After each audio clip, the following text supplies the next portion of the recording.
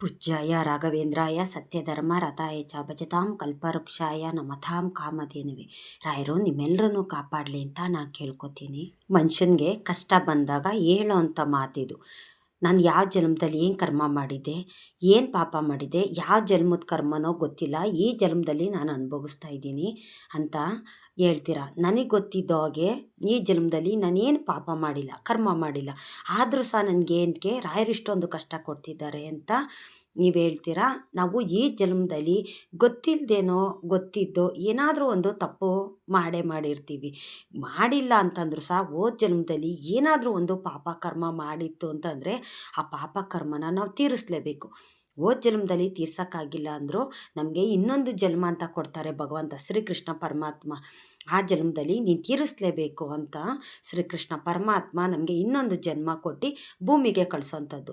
ಆ ಜನ್ಮದಲ್ಲೂ ಸಹ ನಾವು ಪಾಪ ಕರ್ಮನೇ ಮಾಡ್ತಾ ಬರ್ತಿದ್ರೆ ನಾವು ಎಷ್ಟು ಜನ್ಮದಲ್ಲೂ ಮಾಡಿದಂಥ ಪಾಪನ ನಾವು ಮೂಟೆ ಸಮೇತ ಕಟ್ಕೊಂಡು ಹೋಗ್ಬೇಕಾಗುತ್ತೆ. ನಾವೆಷ್ಟು ಜನ್ಮ ಎತ್ತುತ್ತೀವೋ ಆ ಜನ್ಮಕ್ಕೆಲ್ಲ ಮೂಟೆನ ಎತ್ಕೊಂಡು ಹೋಗ್ಬೇಕಾಗುತ್ತೆ. ಪಾಪ ಕರ್ಮದ ಮೂಟೆ ನಾವು ತೊಗೊಂಡು ಹೋಗ್ಬೇಕಾಗುತ್ತೆ.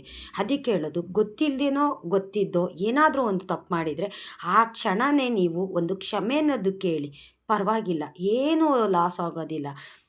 ಈಗ ನಿಮ್ಗೆ ಗೊತ್ತಿಲ್ದಿರ ಏನಾದರೂ ಒಬ್ರಿಗೆ ಏನಾರು ಅಂದಿರ್ತೀರ, ಇಲ್ಲ ಯಾರಿಗೋ ಏನೋ ಮೋಸ ಮಾಡಿರ್ತೀರ, ಆವಾಗ ಇವಾಗ ಕ್ಷಣದಲ್ಲೇ ತಪ್ಪು ಒಪ್ಕೊಂಬಿಡಿ.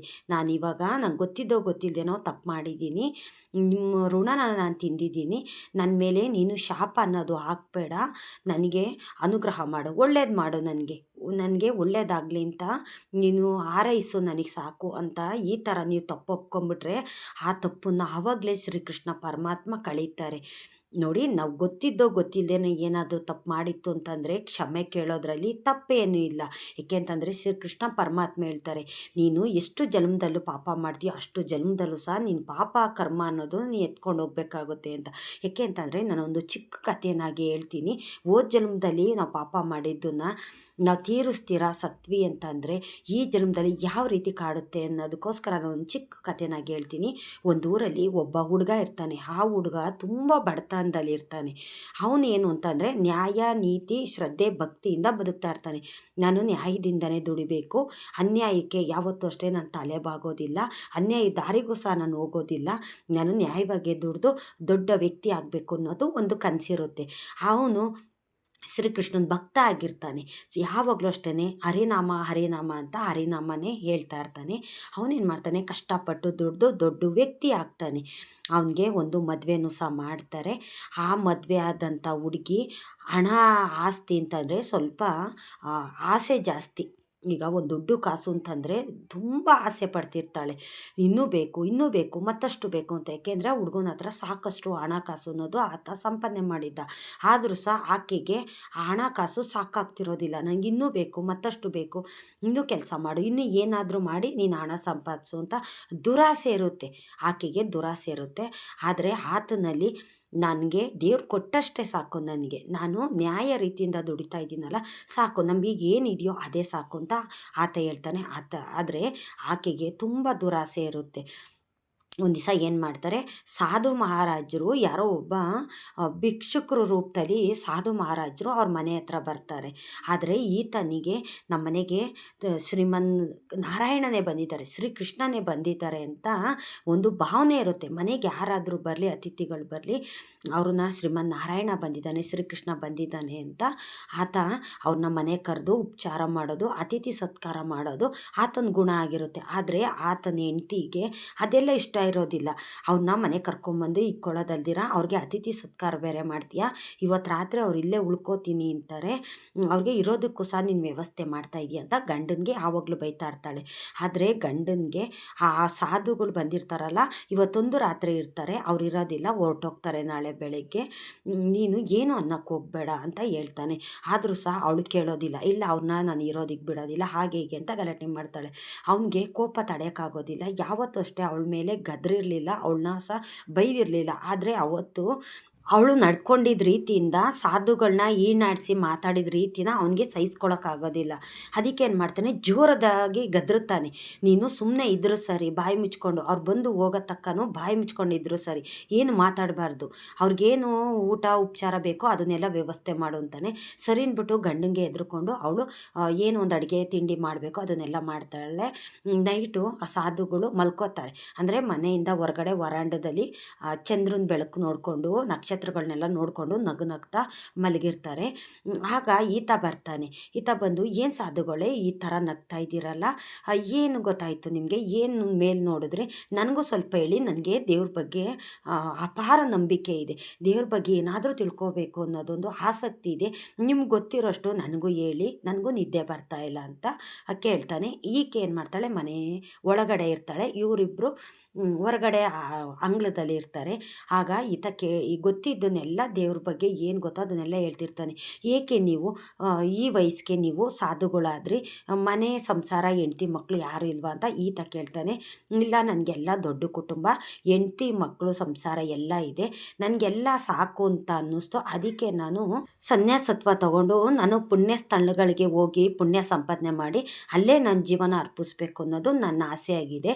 ನನ್ನ ಜೀವ ಇರೋ ತನಕನೂ ಪುಣ್ಯಕ್ಷೇತ್ರಗಳಿಗೆ ಹೋಗಬೇಕು ಅನ್ನೋದೊಂದು ನನ್ನ ಆಸೆ. ನನ್ನಲ್ಲಿ ಇದ್ದು ಏನಿತ್ತು ಅದನ್ನೆಲ್ಲ ಮಕ್ಕಳಿಗೆಲ್ಲ ಭಾಗ ಮಾಡಿ ಹಂಚಿದೆ, ನನ್ನ ಹೆಂಡ್ತಿಗೂ ಸಹ ಹಂಚಿದ್ದೀನಿ ಅಂತ ಆತ ಹೇಳ್ತಾನೆ. ಸಾಧುಗಳು ಹೇಳ್ತಾರೆ. ಆದರೆ ಈತ ಕೇಳ್ತಾ ಇರ್ತಾನೆ ಅದನ್ನೆಲ್ಲ. ಏನು ನಿಮ್ಮ ಜೋಳಿಗೆನಲ್ಲಿ ಏನಿದೆ, ಏನು ಇಟ್ಕೊಂಡಿದ್ದೀರಾ ತೋರಿಸಿ ಅಂತ ಈತ ಕೇಳ್ತಾನೆ. ನನ್ನ ಜೋಳಿಗೆನಲ್ಲಿ ಏನಿದೆಯಪ್ಪ, ನನಗೆ ದಿನಕ್ಕೆ ಹಾಕ್ಕೊಳ್ಳೋಂಥ ಬಟ್ಟೆಗಳು ಮತ್ತು ದೇವ್ರ ಪೂಜೆಗೆ ಬೇಕಾಗೋಂಥ ವಸ್ತುಗಳಿದೆ ಅಷ್ಟೇ, ಅದರಲ್ಲಿ ಏನೂ ಇಲ್ಲ ಅಂತಾನೆ. ಸರಿ ಅಂತ ಒಂದು ಕೆಂಪು ಬಟ್ಟೆ ಗಂಟಲ್ಲಿ ಒಂದು ಗಂಟೆ ಇರುತ್ತೆ. ಆ ಗಂಟೆ ಏನು ಸಾಧುಗಳೇ ಅಂತ ಈತ ಕೇಳ್ತಾನೆ. ಅದು ಚಿನ್ನದ ನಾಣ್ಯ ಇದೆ, 500 ಚಿನ್ನದ ನಾಣ್ಯ ಇದೆ.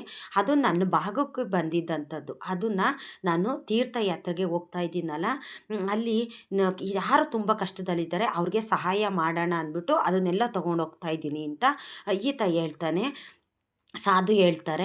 ಆದರೆ ಆತನ ಹೆಂಡ್ತಿ ಕೇಳಿಸ್ಕೊತಾಳೆ, ಒಳಗಡೆ ಇರ್ತಾಳಲ್ಲ ಆತನ ಹೆಂಡ್ತಿ ಕೇಳಿಸ್ಕೊತಾಳೆ. ಕೇಳಿಸ್ಕೊಂಡು ಗಂಡನ್ನ ಕರೀತಾಳೆ. ಬಂದ್ರಿ ಇಲ್ಲಿ ಆ ಸಾಧುಗಳು ಸುಮ್ಮನೆ ಯಾರಿಗೋ ತೊಗೊಂಡೋಗಿ ಹಂಚಿಬಿಡ್ತಾರೆ, ಅದನ್ನು ನಾವು ಅವ್ರಿಗೆ ಅತಿಥಿ ಸತ್ಕಾರ ಮಾಡಿದ್ದೀವಲ್ವ, ನಾವು ಕಷ್ಟದಲ್ಲಿ ಇದ್ದೀವಿ ಅಂತ ತಿಳ್ಕೊಂಡು ಅದನ್ನು ನಮಗೆ ಕೊಡೋಕ್ಕೆ ಹೇಳಿ ಅಂತ ಗಂಡಂಗೆ ಹೇಳ್ತಾಳೆ. ಆದರೆ ಆತ ಒಪ್ಪೋದಿಲ್ಲ. ಅವರು ಸಾಧುಗಳವರು, ಅವರು ಯಾರು ಬಡತನದಲ್ಲಿದ್ದಾರೆ ಅವ್ರಿಗೆ ಸಹಾಯ ಮಾಡೋದಕ್ಕೆ ಅಂತ ಅದು ತೊಗೊಂಡೋಗ್ತಾ ಇರೋದು. ನಮಗೇನು ಕಮ್ಮಿ ಆಗಿದೆ, ದೇವ್ರು ನಮಗೆ ಸಾಕಷ್ಟು ಕೊಟ್ಟಿದ್ದಾರಲ್ಲ, ನೀನು ದುರಾಸೆನ ಪಡಬೇಡ, ನೀನು ದುರಾಸೆ ಬಿಡು ಅಂತ ಆತ ಹೇಳ್ತಾನೆ. ಆದರೂ ಹೆಂಡ್ತಿ ಒಪ್ಪೋದಿಲ್ಲ. ಇಲ್ಲ, ನೀವು ಕೇಳ್ತೀರಾ ಹೆಂಗೆ, ಹಾಗೆ ಹೀಗೆ ಅಂತ ಗಲಾಟೆ ಮಾಡ್ತಾಳೆ. ಆದರೆ ಅವನು ಒಪ್ಪೋದಿಲ್ಲ, ವ್ಯಕ್ತಿ ಒಪ್ಪೋದಿಲ್ಲ. ಸಾಧುಗಳು ನೋಡಿದ್ರೆ ಅಯ್ಯೋ ಅನಿಸುತ್ತೆ, ಏಕೆಂದರೆ ಅವನಿಗೆ ದೇವ್ರ ಮೇಲೆ ಅಪಾರ ನಂಬಿಕೆ ಇರುತ್ತೆ. ಆ ಸಾಧುಗಳು ನೋಡಿದಾಗೆಲ್ಲ ದೇವ್ರೇ ಅಂತ ತಿಳ್ಕೊತಿರ್ತಾನೆ. ಆದರೆ ಅವಳ ಮಾತಿಗೆ ಕಟ್ಟುಬಿದ್ದು ಅವನೇನು ಮಾಡ್ತಾನೆ, ಆ ಸಾಧುಗಳು ಬಟ್ಟೆ ಗಂಟಲಿದ್ದಂಥ ಚಿನ್ನದ ನಾಣ್ಯನ ಕದ್ದುಬಿಡ್ತಾನೆ. ಕದಿಯೋಕ್ಕೂ ಸಹ ಮನಸ್ಸಿರೋದಿಲ್ಲ ಅವನಿಗೆ. ನಾನು ಮಾಡ್ತಾ ಇರೋದು ಪಾಪದ ಕೆಲಸ, ಇದು ಮಾಡಬಾರ್ದು ಅಂತ ಅವ್ನಿಗನ್ಸುತ್ತೆ. ಆದರೆ ಅವ್ನ ಹೆಂಡ್ತಿ ಬಿಡೋದಿಲ್ಲ, ಕದಿಯೋ ಥರ ಮಾಡ್ತಾಳೆ. ಕದ್ದುಬಿಡ್ತಾರೆ. ಕದ್ದುಬಿಟ್ಟು ಏನು ಮಾಡ್ತಾರೆ, ಅದೇ ತೂಕಕ್ಕಾಗೋಷ್ಟು ಕಲ್ಲುಗಳನ್ನ ಆ ಗಂಟಲ್ಲಿ ಇಟ್ಬಿಟ್ಟು ಕಟ್ಟಿಬಿಟ್ಟು ಆ ಸಾಧುಗಳು ಬ್ಯಾಗಲ್ಲಿ ಇಟ್ಟುಬಿಡ್ತಾರೆ, ಜೋಳಿಗೆನಲ್ಲಿ ಇಡ್ತಾರೆ. ಆ ಸಾಧುಗಳು ಬೆಳಗ್ಗೆ ಎದ್ದೊಳ್ತಾರೆ, ಹೊರಡ್ತಾರೆ ಅವರು. ನಾನಿನ್ನು ಹೊರಡ್ತೀನಮ್ಮ, ಏನು ನನ್ನ ಬ್ಯಾಗ್ ಇಷ್ಟೊಂದು ತೂಕ ಇದೆಯಲ್ಲ ಅಂತ ಆ ಸಾಧು ಕೇಳ್ತಾನೆ. ನೀವು ದಾರಿನಲ್ಲಿ ಹೋಗ್ಬೇಕಾದ್ರೆ ಊಟ ತಿಂಡಿ ನೀರು ಎಲ್ಲನೂ ಸಹ ತಯಾರು ಮಾಡಿ ನಿಮ್ಮ ಬ್ಯಾಗಲ್ಲಿ ಇಟ್ಟಿದ್ದೀನಿ, ನೀವು ಹೋಗೋ ದಾರಿನಲ್ಲಿ ಹಶ್ವಾದರೆ ಅದನ್ನು ತಿಂದ್ಬಿಟ್ಟು ನೀರು ಕುಡೀರಿ ಅಂತ ಈಕೆ ಹೇಳ್ತಾಳೆ. ಸರಿ ಆಯ್ತಮ್ಮ, ದೇವ್ರು ನಿಮ್ಗೆ ಒಳ್ಳೇದು ಮಾಡಲಿ ಅಂತ ಇವರಿಬ್ರಿಗೂ ಆಶೀರ್ವಾದ ಮಾಡಿ ಆ ಸಾಧುಗಳು ಹೊರಡ್ತಾರೆ. ಹೋಗೋ ದಾರಿನಲ್ಲಿ ಅವ್ರಿಗೆ ಹೊಟ್ಟೆ ಹಶ್ವಾಗುತ್ತೆ. ಅವಾಗೇನು ಮಾಡ್ತಾರೆ, ಆಕೆ ಕಟ್ಕೊಟ್ಟಿದ್ಲಲ್ಲ ಊಟ ಮತ್ತು ನೀರು ಕೊಟ್ಟಿದ್ಲಲ್ಲ ಅದನ್ನು ಸಹ ತಿಂತಾರೆ, ಅವರು ನೀರು ಕುಡಿತಾರೆ. ಅವಾಗಲೂ ಸಹ ಈತನಿಗೂ ಈಕೆಗೂ ಹಾರೈಸ್ತಾನೆ ಸಾಧು, ನಿಮಗೆ ಒಳ್ಳೇದಾಗ್ಲಪ್ಪ, ನಾನು ದಾರಿನಲ್ಲಿ ಹೋಗ್ಬೇಕಾದ್ರೆ ಹಶ್ವಾಗುತ್ತೆ, ಊಟ ತಿನ್ನಿರಿ ಅಂತ ಅಂದ್ಬಿಟ್ಟು ಊಟ ಕಟ್ಕೊಟ್ಟಿದ್ಯಾ, ನಿಮ್ಗೆ ಒಳ್ಳೇದಾಗಲಿ ಅಂತ ಸಾಧು ಹರಿಸ್ಬಿಟ್ಟು ಮುಂದೆ ಹೋಗ್ತಾರೆ. ಅವ್ರ ಮನಸ್ಸಲ್ಲಿ ಇದ್ದಿದ್ದೇನು, ನಾನು ಪುಣ್ಯ ಸ್ಥಳಗಳಿಗೆ ಹೋಗಿ ಅಲ್ಲಿ ನನ್ನಲ್ಲಿರುವಂಥ ಹಣಕಾಸಿಂದ ಚಿನ್ನದಿಂದ ಅಲ್ಲಿ ಸಾಕಷ್ಟು ಜನಕ್ಕೆ ದಾನ ಮಾಡಬೇಕು, ಅವ್ರಿಗೆ ಊಟ ಉಪಚಾರ ನಾನು ಮಾಡಬೇಕು ಅನ್ನೋದು ಅವರಲ್ಲಿರುತ್ತೆ. ಆದರೆ ಈಕೆ ಹಣನೆಲ್ಲ ಕದ್ದುಬಿಟ್ಟಿರ್ತಾಳೆ. ಆದರೆ ಆತ ಏನು ಮಾಡ್ತಾನೆ, ಸಾಧುಗಳು ಒಂದು ತೀರ್ಥ ಸ್ಥಳಕ್ಕೆ ಹೋಗ್ತಾರೆ. ಅಲ್ಲಿ ಹೋದಾಗ ಅಲ್ಲಿ ಮ್ಯಾನೇಜ್ಮೆಂಟ್ ಯಾರು ಇರ್ತಾರೆ ನೋಡಿ, ಅವ್ರಿಗೆ ಹೇಳ್ತಾರೆ, ಇವತ್ತಿನ ಊಟ ಖರ್ಚು ತಿಂಡಿ ದಾನ ಮಾಡೋದಕ್ಕೆ ಏನೇನು ಸೌಲಭ್ಯ ಬೇಕೋ ಅದೆಲ್ಲ ಅದಕ್ಕಾಗೋಷ್ಟು ಖರ್ಚು ನಾನು ಕೊಡ್ತೀನಿ, ನೀವು ಅದಕ್ಕೇನೇನು ಬೇಕೋ ಅದನ್ನೆಲ್ಲ ಮಾಡಿ ಇವತ್ತು ನಾನು ಇಲ್ಲೇ ಉಳ್ಕೊಂಡು ಇವತ್ತು ಖರ್ಚು ಏನಾಗುತ್ತೋ ಅದನ್ನೆಲ್ಲ ನಾನು ಹಣ ಕಟ್ಕೊಡ್ತೀನಿ ಅಂತ ಈತ ಹೇಳ್ತಾನೆ, ಸಾಧು ಹೇಳ್ತಾನೆ. ಆದರೆ ಅಲ್ಲಿರೋಂಥ ಮ್ಯಾನೇಜ್ಮೆಂಟ್ ಅವರು ಸರಿ ಆಯಿತು, ಏಕೆಂದರೆ ಸಾಧುಗಳು ನೋಡ್ತಿದ್ದಾಗೆ ಅವ್ರಿಗೆ ಆಗ ಅನಿಸುತ್ತೆ ಅವರು ಕೊಡ್ತಾರೆ ಅಂದ್ಬಿಟ್ಟು ಸಾವಿರಾರು ಜನಕ್ಕೆ ಮತ್ತು ಊಟ ಉಪಚಾರ ಆಗಿರ್ಬೋದು, ಮತ್ತು ದಾನ ಮಾಡೋದಕ್ಕೆ ಏನೇನು ಬೇಕು ಎಲ್ಲ ವ್ಯವಸ್ಥೆ, ದೇವಸ್ಥಾನಗಳಲ್ಲಿ ಪೂಜೆ ಹೋಮ ಏನೇನು ಮಾಡಬೇಕು ಅದಕ್ಕೆಲ್ಲನೂ ತಯಾರಿ ಮಾಡ್ಕೊಂಡ್ಬಿಟ್ಟಿರ್ತಾರೆ. ಆದರೆ ಈ ಸಾಧುಗಳು, ನಾನು ಸ್ನಾನ ಮುಗಿಸ್ಕೊಂಡು ಬರ್ತಿದ್ದಂಗೆ ನಿಮ್ಮ ಹಣ ನಿಮಗೆ ಕೊಡ್ತೀನಿ ಅಂತ ಹೇಳ್ತಾನೆ. ಸ್ನಾನ ಮುಗಿಸ್ಕೊಂಡು ಬರ್ತಾನೆ, ದೇವ್ರ ಪೂಜೆನೂ ಸಹ ಮಾಡ್ತಾನೆ. ಆದರೆ ಗಂಟು ತೆಗೆದು ನೋಡ್ತಾನೆ. ಆ ಸಾಧುಗಳು ಒಂದು ರೂಮಲ್ಲಿ ಇರ್ತಾರಲ್ಲ, ಆವಾಗ ಆ ರೂಮಲ್ಲಿ ಗಂಟು ತೆಗೆದು ನೋಡ್ತಾರೆ. ಆದರೆ ಅಲ್ಲಿ ಚಿನ್ನದ ನಾಣ್ಯ ಇರೋದಿಲ್ಲ, ಕಲ್ಲಿರುತ್ತೆ. ಆ ಗಂಟಲ್ಲಿ ಕಲ್ಲಿರುತ್ತೆ. ಅವಾಗೇನು ಮಾಡ್ತಾರೆ, ಈ ಸಾಧುಗೆ ನಾನೇನು ಕನ್ಸು ಕಾಣ್ತಾ ಇದ್ದೀನಾ ಅಂತ ಅಂದ್ಬಿಟ್ಟು ಮೈಯೆಲ್ಲ ಜಿಗುಟ್ಕೊಂಡು ನೋಡ್ತಾರೆ. ಇಲ್ಲ, ನಿಜವಾಗ್ಲೂ ನನಗೆ ಇದು ನಿಜವಾಗ್ಲೂ ನಡೀತಾ ಇರೋಂಥದ್ದು. ನನ್ನ ಗಂಟಲ್ಲಿ ದುಡ್ಡಿಲ್ಲ, ಹಣ ಇಲ್ಲ, ಏನಾಯಿತು ಬರೀ ಕಲ್ಲಿದೆಯಲ್ಲ ಅಂದ್ಬಿಟ್ಟು ನಾನೀಗೇನು ಮಾಡಲಿ, ನಾನು ನಂಬ್ಕೊಂಡು ಸಾವಿರಾರು ಜನಕ್ಕೆ ದಾನ ಕೊಡ್ತೀನಿ, ಮತ್ತು ಅವರು ನನ್ನ ನಂಬ್ಕೊಂಡು ಸಾವಿರಾರು ರೂಪಾಯಿ ಲಕ್ಷಾಂತರ ರೂಪಾಯಿ ಖರ್ಚು ಮಾಡಿಬಿಟ್ಟಿದ್ದಾರೆ. ಈಗ ಅವ್ರ ತಲೆ ಮೇಲೆ ಬರುತ್ತಲ್ಲ ಅದು, ನಾನೇನು ಮಾಡಲಿ ದೇವರೇ, ನೀನೇ ಕಾಪಾಡಬೇಕು ನನ್ನ ಅಂತ ಚರ್ಪಡಿಸ್ತಾ ಇರ್ತಾರೆ ಅವರು. ಏಕೆಂದರೆ ಅವ್ರು ಹೋಗಿ ಹೇಳೋಕ್ಕಾಗೋದಿಲ್ಲ. ಈಗ ಅವರು ಖರ್ಚಾಕಿ ಮಾಡಿಬಿಟ್ಟಿರ್ತಾರೆ, ಅವ್ರಿಗೆ ಒಂದು ದುಡ್ಡು ಕಾಸು ಅನ್ನೋದು ಕೊಡಲೇಬೇಕಾಗುತ್ತೆ. ನನ್ನ ಹತ್ರ ಕೊಡೋಕ್ಕಿಲ್ವಲ್ಲ, ಏನು ಮಾಡೋದು ಅಂದ್ಬಿಟ್ಟು ಆ ಸಾಧು ಏನು ಮಾಡ್ತಾರೆ, ನಾನು ಬದುಕಿರಬಾರ್ದು ಅಂದ್ಬಿಟ್ಟು ಅವರಿದ್ದಂಥ ರೂಮಿನಲ್ಲೇ ಅವರು ಸುಸೈಡ್ ಮಾಡ್ಕೋತಾರೆ, ಸತ್ತೋಗ್ಬಿಡ್ತಾರೆ. ಈ ಸಾಧುಗಳೇನು ರೂಮಿಂದ ಇಷ್ಟೊತ್ತು ಬರಲಿಲ್ವಲ್ಲ ಅಂತ ಅಂದ್ಬಿಟ್ಟು ಅವಾಗೇನು ಮಾಡ್ತಾರೆ, ಅಲ್ಲಿದ್ದಂಥ ಜನ ಬಾಗಿಲು ಒಡೆದು ಒಳಗಡೆ ಬರ್ತಾರೆ. ಆ ಸಾಧುಗಳು ಸತ್ತೋಗ್ಬಿಟ್ಟಿರ್ತಾರೆ. ಇನ್ನೇನು ಮಾಡೋದು ಅಂದ್ಬಿಟ್ಟು ಸಾಧುಗಳನ್ನ ತೊಗೊಂಡೋಗಿ ಅಂತ್ಯ ಸಂಸ್ಕಾರ ಮಾಡ್ತಾರೆ. ಇದನ್ನೆಲ್ಲ ವಹಿಸ್ಕೊಂಡು ಮ್ಯಾನೇಜ್ಮೆಂಟಿಂದ ಪಾಪ ಆತ ಮಾಡಿದ್ನಲ್ಲ, ಅವನ ತಲೆ ಮೇಲೆ ಲಕ್ಷಾಂತರ ರೂಪಾಯಿ ಸಾಲ ಅನ್ನೋದು ಬಂದುಬಿಡುತ್ತೆ. ನಾನು ಏನು ಮಾಡೋದು ಅಂದ್ಬಿಟ್ಟು ಅವನು ಇದ್ದ ಬದ್ದ ಆಸ್ತಿ ಗೀಸ್ತಿನೆಲ್ಲ ಮಾರಿ ಹೆಂಡತಿ ಮಕ್ಕಳನ್ನೆಲ್ಲ ಜೀತಕ್ಕೆ ಇಟ್ಬಿಟ್ಟು ಇವನು ಎಲ್ಲೋ ಅಂತ ಕೂಲಿ ಮಾಡಿ ಆ ದುಡ್ಡನ್ನೆಲ್ಲ ಅವನು ಟ್ರಸ್ಟ್ಗೆ ಕಟ್ತಾ ಇರ್ತಾನೆ ಅವನು. ಏಕೆಂದರೆ ಅದನ್ನೆಲ್ಲ ಜವಾಬ್ದಾರಿ ಇವನೇ ವಹಿಸ್ಕೊಂಡಿರ್ತಾನಲ್ಲ, ಸಾಧು ಮಾತು ಕೇಳಿಕೊಂಡು ಇಷ್ಟನ್ನೆಲ್ಲ ವ್ಯವಸ್ಥೆ ಮಾಡಿರ್ತಾರೆ. ಆ ಜವಾಬ್ದಾರಿ ಎಲ್ಲ ಇವ್ರ ತಲೆ ಮೇಲೆ ಬರುತ್ತೆ. ಆಸ್ತಿ ಮಾರ್ಬಿಟ್ಟು ಇವರು ಆ ಸಾಲನೆಲ್ಲ ತೀರಿಸ್ತಾ ಇರ್ತಾರೆ. ಆದರೆ ಇವರು ಕದ್ದಿದ್ರಲ್ಲ, ಗಂಡ ಹೆಂಡತಿ ಹಣಕಾಸು ಕದ್ದಿದ್ರಲ್ಲ, ಅವ್ರಿಗೆ ಪಾಪ ಕರ್ಮ ಅನ್ನೋದು ಕಾಣ್ತಾ ಇರುತ್ತೆ. ಅವ್ರಿಗೆ ಮಕ್ಕಳು ಸಹ ಇರೋದಿಲ್ಲ. ಒಂದು ಮಗುನ ದತ್ತು ತಗೋತಾರೆ. ಆ ದತ್ತು ತೊಗೊಂಡಿದ್ದ ಮಗು ಸೇಮ್ ಈ ಸಾಧು ಥರನೇ ಪೂಜೆ ಮಾಡೋದಾಗಲಿ, ಮಾತಾಡೋದಾಗಲಿ, ನಡವಳಿಕೆ ಆಗಲಿ ಎಲ್ಲ ಸಹ ಇರುತ್ತೆ. ನಂತರ ಏನು ಮಾಡ್ತಾರೆ, ಇವ್ರಿಗೆ ಪಾಪ ಕರ್ಮ ಕಾಡ್ತಾ ಇರುತ್ತೆ, ನಮ್ಮ ಮಕ್ಕಳಾಗ್ಲಿವಲ್ಲ, ದತ್ತು ತೊಗೊಂಡ್ವಲ್ಲ ಅಂತ. ಅವಾಗ ಏನು ಮಾಡ್ತಾರೆ, ಮಗು ದೊಡ್ಡದಾಗುತ್ತೆ, ತೀರ್ಥಯಾತ್ರೆಗೆ ಹೋಗೋಣ, ಸಾಧು ಹತ್ರ ನಾವು ದುಡ್ಡು ಕದ್ದಿದ್ವಲ್ಲ ಅದನ್ನ ಅವ್ರಿಗೆ ಕೊಟ್ಬಿಟ್ಟು ನಾವು ಕ್ಷಮೆ ಕೇಳೋಣ, ಅವ್ರ ಪಾದಕ್ಕೆ ಬಿದ್ದುಬಿಟ್ಟು ಅಂತ ಗಂಡ ಹೆಂಡ್ತಿ ಅದಕ್ಕಿಂತ ತ್ರಿಬ್ಬಲ್ಲು ದುಡ್ಡನ್ನ ತೊಗೊಂಡು ಹೋಗ್ತಾರೆ. ಇವರು ತೊಗೊಂಡೋದ್ರೆ ಸಾಧು ಎಲ್ಲೋಗಿದ್ರು ಆ ಕಡೆನೇ ಹುಡಿಕೊಂಡು ಹೋಗ್ತಾರೆ. ಆದರೆ ಆ ಸಾಧು ಎಲ್ಲೋಗಿದ್ರು ಅವ್ರನ್ನ ಅಲ್ಲೆಲ್ಲ ವಿಚಾರಿಸ್ತಾರೆ, ಈ ಕಡೆನೇ ಬಂದ್ರಲ್ಲ ಅಂತ. ಅವ್ರು ಹೇಳ್ತಾರೆ, ಅಲ್ಲಿ ನಡೆದಂಥದ್ದೆಲ್ಲ ಹೇಳ್ತಾರೆ. ಈ ಥರ ಸಾಧು ಒಬ್ಬರು ಬಂದಿದ್ದರು, ಈ ಥರ ಆಯಿತು, ಅವ್ರು ಹಣಕಾಸು ಯಾರೋ ಕದ್ದಿದ್ರಂತೆ, ಈ ಥರ ಅವರು ರೂಮಲ್ಲಿ ಸುಸೈಡ್ ಮಾಡ್ಕೊಂಡ್ರು ಅಂತ ಹೇಳ್ತಾರೆ. ಆ ಮಗುಗೆ ಇದೆಲ್ಲ ಅರಿವಾಗ್ತಿರುತ್ತೆ. ಏಕೆಂದರೆ ಸತ್ತೋದು ಸಾಧು ಜನ್ಮನೇ ಈ ಹುಡುಗ ಆಗಿ ಹುಟ್ಟಿ ಬಂದಿರ್ತಾನೆ. ಹಂಗಾಗಿ ಇದನ್ನೆಲ್ಲ ಕೇಳ್ತಿದ್ದಂಗೆ ನನಗೆ ಈ ಥರ ಪಾಪಕರ್ಮ ಅನ್ನೋದು ಕಾಡ್ತಿದೆ ಅಂತ ಅನ್ಕೋತಾರೆ. ಸರಿ ಅಂದ್ಬಿಟ್ಟು ಆ ವ್ಯಕ್ತಿ ಏನು ಮಾಡ್ತಾರೆ, ಗಂಡ ಹೆಂಡ್ತಿ ಮಡಗಿರ್ತಾರಲ್ಲ, ದುಡ್ಡು ಹಣಕಾಸು ತಂದಿರ್ತಾರಲ್ಲ, ಆ ದುಡ್ಡನ್ನೆಲ್ಲ ತೊಗೊಂಡೋಗಿ ಹುಚ್ಚಿನ ರೀತಿ ಕೂತಿರ್ತಾನಲ್ಲ ಆ ವ್ಯಕ್ತಿಗೆ ಕೊಟ್ಬಿಡ್ತಾನೆ. ಆ ಸೂಟ್ ಕೇಸ್ನ ಖಾಲಿ ಬಿಡೋದಿಲ್ಲ. ಆ ಹುಡುಗ ಏನು ಮಾಡ್ತಾನೆ, ಅವ್ರು ಹೇಗೆ ಕಲ್ಲು ತುಂಬಿದ್ರು ಈ ಹುಡುಗನೂ ಅದೇ ರೀತಿ ಕಲ್ಲು ತುಂಬ್ತಾನೆ. ತುಂಬಿಟ್ಟು ತೊಗೊಂಡೋಗಿ ಆ ಹುಚ್ಚಿನ ರೀತಿ ಕೂತಿರ್ತಾನಲ್ಲ, ಆಸ್ತಿನೆಲ್ಲ ಕಳ್ಕೊಂಡಿರ್ತಾನಲ್ಲ, ಅವನು ಕೊಡ್ತಾನೆ. ಅವಾಗ ಅವನು ಒಳ್ಳೇದಾಗ್ಲಪ್ಪ ನಿನಗೆ ಅಂತ ಹೇಳ್ದು ಹಾರೈಸ್ತಾನೆ.